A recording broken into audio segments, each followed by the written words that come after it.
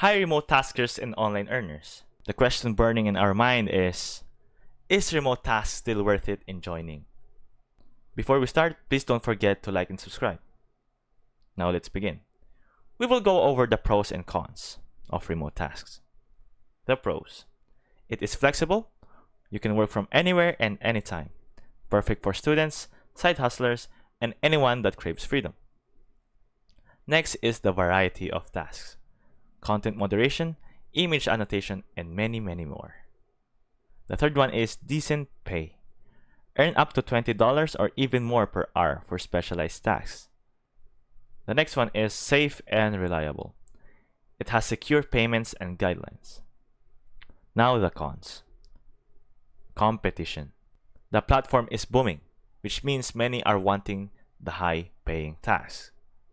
So be prepared to hustle. The next one is low-paying tasks.